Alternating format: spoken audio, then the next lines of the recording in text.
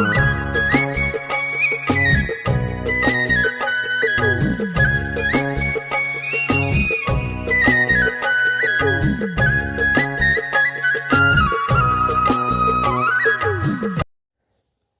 गणेशाय नमः। ओम नमामि समीशान निर्वाण रूपम विभुं व्यापकं ब्रह्म वेद स्वरूपम निजं निर्गुणं निर्विकल्पं निरीहं चिदाकाशमाकाश वासं भजेऽहम्। बोलिए साम सदाशिव भगवान की जय। अखिल कोटि ब्रह्मांड नायक भगवान शिव, माँ जगत जननी पराम्बा भगवती माँ के पावन चरणों में कोटि कोटि दंडवत प्रणाम करते हुए कथा रस रसक महानुभाव सज्जन वृंद, वात्सलमयी ममतामयी माता बहन बेटियां, प्यारे बाल गोपाल, मैं आपका पंडित हरिओम शास्त्री आपका अभिनंदन एवं स्वागत करता हूं अपने चैनल में। दिव्य और मंगलमयी कथाओं के प्रसंग में आज हम श्रवण करेंगे कि कैसे एक पुरुष के द्वारा एक पुत्र की उत्पत्ति हुई और वही भारत देश का महानतम राजा हुआ। यदि आप चैनल पर पहली बार आए हैं तो कृपया हमारे चैनल को लाइक, सब्सक्राइब, शेयर एवं कमेंट करें और धर्म प्रचार में सहयोग करें। सादर साधुवाद, जय माता दी। सज्जनों, एक बार की बात है कि भगवान मार्कंडेय मुनि का आगमन हुआ हस्तिनापुर में।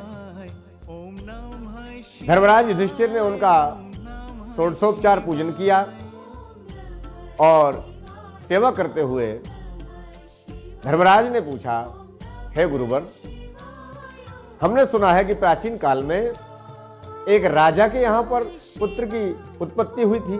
ये अद्भुत कथा क्या है? कृपा करके सुनाने की कृपा करें। कृपया ये अमृतमयी प्रसंग, मंगलमयी प्रसंग हमको सुनाएं, हमारा संशय दूर करें। मार्कंडेय ऋषि ने कहा कि राजन, अति सुंदर प्रश्न किया है।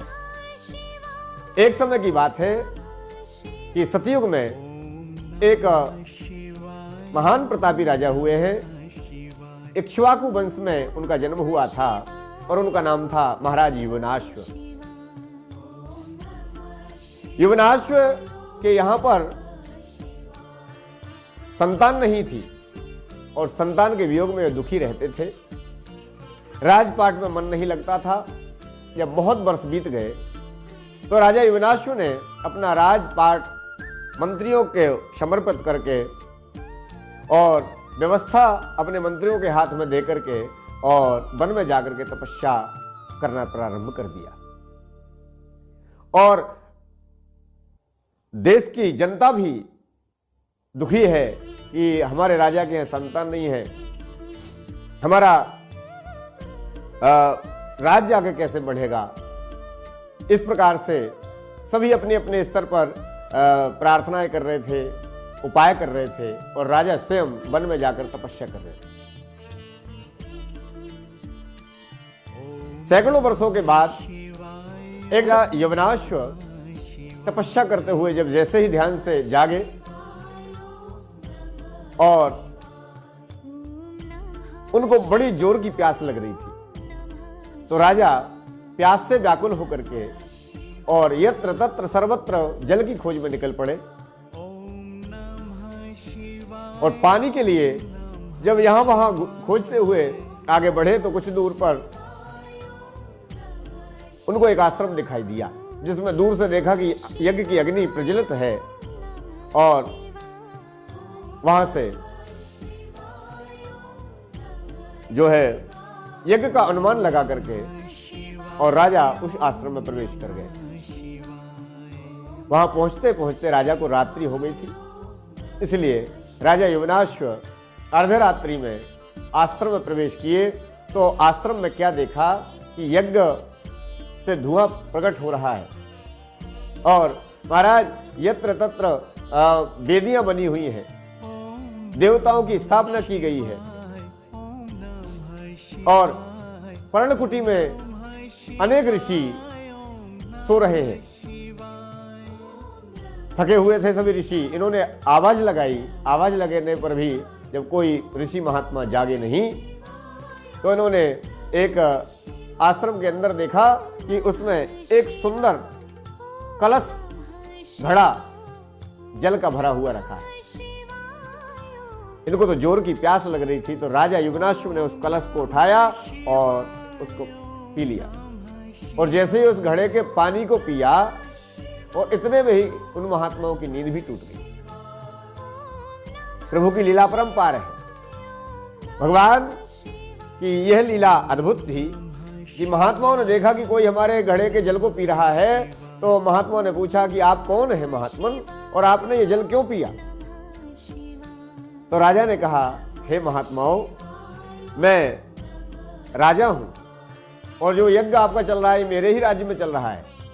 मैं सहस्त्रों वर्षों से तपस्या कर रहा हूं, मेरे यहाँ संतान नहीं होती थी, इसलिए भगवान से प्रार्थना कर रहा था।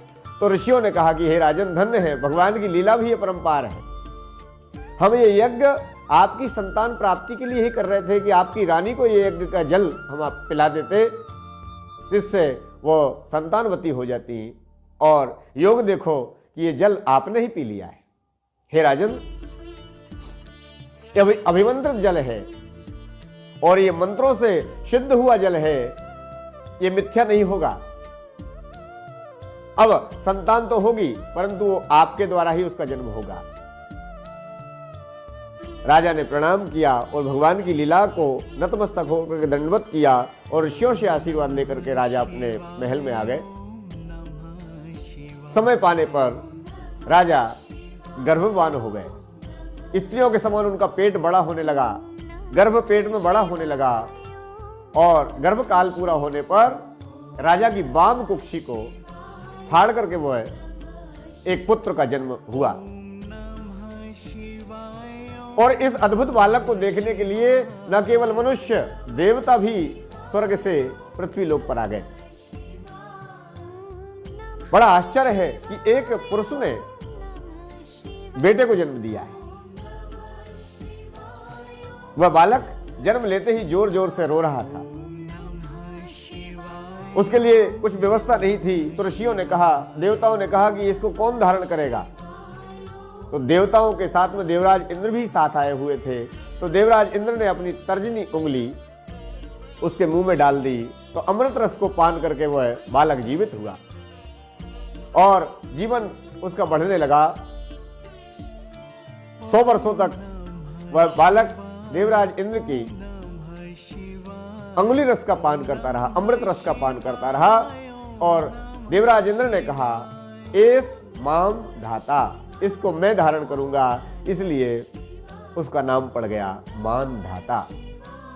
वही महाराज मानधाता जो चक्रवर्ती सम्राट हुए, जिनके राज्य में सूर्य उदित भी होता है और अस्त भी होता है। पूरे ब्रह्मांड पर, पूरे आर्यावर्त पर, पूरे भारत देश में उनका राज्य था। और बड़े दानवीर थे, ब्राह्मणों के भक्त थे। तो भगवान शंकर का तपस्या की और भगवान शंकर से प्रार्थना की, भगवान शिव, हे नाथ, कृपा करके अपनी चरण कृपा बरसाते रहे, मैं आपके नित्य दर्शन करता रहूं, ऐसा कोई उपाय करें। तो भगवान शंकर ने प्रसन्न होकर के कहा कि हे राजन, तुम्हारा जो है आसन लगा रहेगा मेरे चरणों के सन्निकट ओंकारेश्वर। ओंकार शिवलिंग जहाँ पर है, मध्य प्रदेश के मध्य में, और नर्मदा जी के पावन तट पर भगवान शिव ओंकार रूप में विराज रहे हैं, ममलेश्वर रूप में भगवान शंकर विराज रहे हैं। वहीं पर राजा मानधाता की गद्दी आज भी बनी हुई है। ऐसा कहते हैं कि महाराज मानधाता को स्वर्ग का आधा सिंहासन प्राप्त हो गया था। अपने राज्य में बारिश नहीं हुई तो इन्होंने वरुण देवता को बलात् ला करके और वर्षा करवाई। देवताओं ने महाराज मानधाता को शुभाशीर्वाद दिए कि हे राजन, जब तक ये सूर्य और चंद्र पृथ्वी रहेंगे तब तक आपका नाम रहेगा, आपकी कीर्ति रहेगी।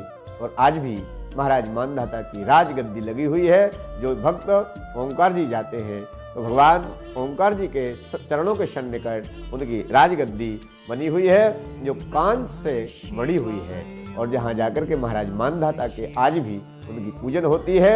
महाराज मानधाता भगवान शिव का पूजन करते हैं, ऐसा वर्णन आता है शास्त्रों। तो जीवन में कुछ भी संभव है, पत्थर से जल निकल सकता है। महाराज यदि भगवान की कृपा हो जाए तो कोई असंभव कार्य है ही नहीं संसार में। हम लोग सुनते हैं कि विज्ञान के युग में कि महाराज लीवर, किडनी, हाथ, पैर, त्वचा आदि का प्रत्यारोपण हो जाता है, परंतु ये तो सतयुग की बात है कि एक पुरुष ने एक पुत्र को जन्म दिया, और वही युवनाश्व नंदन महाराज मानधाता आज भी पूजनीय है, वंदनीय है। ये दिव्य कथा स्कंद पुराण के अंतर्गत आती है। आप यदि चैनल पर पहली बार हैं तो आपसे पुनः आग्रह है, कृपया चैनल को लाइक, शेयर, सब्सक्राइब, कमेंट करें और अपना अमूल्य समय दें और अपने जीवन को धन्य बनावें। आपके मंगलमय जीवन के लिए प्रार्थनाएं करते हुए, आपके शुभ कामनाओं के साथ आप सभी का हार्दिक अभिनंदन। आप हमारे चैनल को लाइक कर रहे हैं, शेयर कर रहे हैं, सब्सक्राइब कर रहे हैं, इसलिए हम पुनः पुनः भगवान से, भगवती से आपके लिए मंगलमय प्रार्थनाएं करते हैं। जय माता दी, जय भोलेनाथ।